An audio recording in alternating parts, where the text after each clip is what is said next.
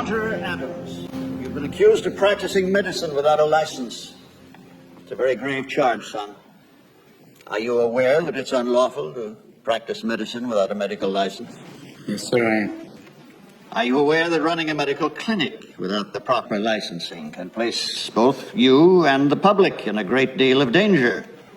Is a home a clinic, sir? If you are admitting patients and treating them, physical location is irrelevant. Sir, will you define treatment for me? Yes, treatment would be defined as the care of a patient seeking medical attention. Have you been treating patients, Mr. Adams? Well, sir, I live with several people. They come and go as they please. I offer them whatever help I can. Mr. Adams, have you or have you not been treating patients at your ranch? Everyone who comes to the ranch is a patient, yes. And every person who comes to the ranch is also a doctor. Every person who comes to the ranch is in need of some form of physical or mental help. They're patients. But also every person who comes to the ranch is in charge of taking care of someone else. Whether it's cooking for them, cleaning them, or even a simple task as listening. That makes them doctors. I use that term broadly, gentlemen, but is not a doctor someone who helps someone else? When did the term doctor get treated with such reverence as, oh, right this way, Dr. Smith, or, excuse me, Dr. Scholes, what wonderful foot pads, or, pardon me, Dr. Patterson, but your flatulence has no odor. At what point in history did a doctor become more than a trusted and learned friend who visited and treated the ill? Now, you ask me if I've been practicing medicine. Well, if this means opening your door to those in need, those in pain, caring for them, listening to them, applying a cold cloth until a fever breaks. If this is practicing medicine, if this is treating a patient, then I am guilty as charged, sir. Did you consider the ramifications of your actions? What if one of your patients had died? What's wrong with death, sir? What are we so mortally afraid of? Why can't we treat death with a certain amount of humanity and dignity and decency and, God forbid, maybe even humor? Death is not the enemy, gentlemen. If we're going to fight a disease, let's fight one of the most terrible diseases of all, indifference. Now, I've sat in your schools and heard people lecture on transference and professional distance. Transference is inevitable, sir. Every human being has an impact on another. Why don't we want that in a patient-doctor relationship? That's why I've listened to your teachings and I believe they're wrong. A doctor's mission should be not just to prevent death, but also to improve the quality of life. That's why you treat a disease, you win, you lose. You treat a person, I guarantee you'll win, no matter what the outcome. Now here today, this room is full of medical students. Don't let them anesthetize you. Don't let them numb you out to the miracle of life. Always live in awe of the glorious mechanism of the human body.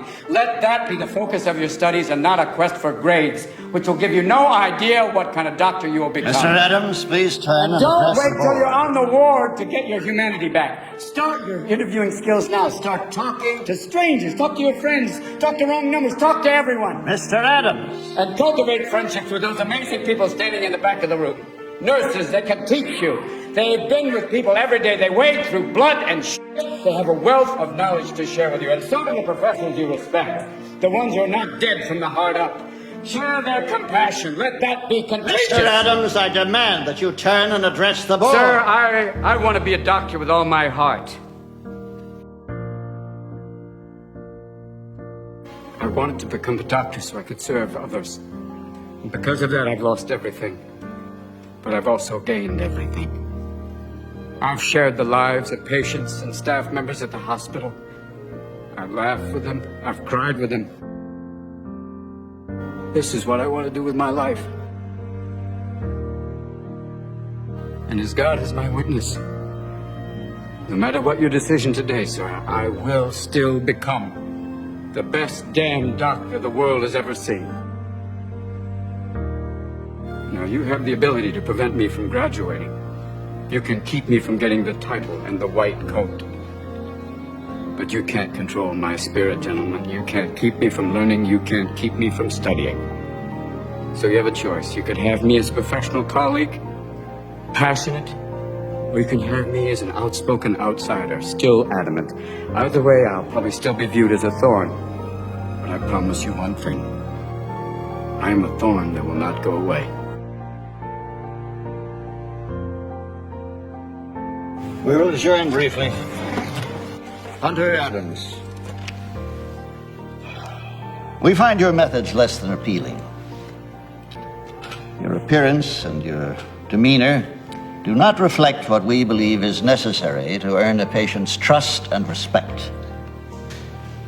You openly accuse us of adhering to time-honored practices that for years have been the backbone of the entire medical institution.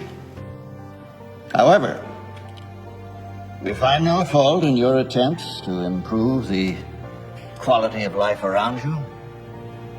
We find no fault in your desire to expand upon existing medical practices and theories. We applaud your love of the patient. Your grades are among the highest in your class, and therefore we find no merit in the decision to block your graduation from medical school.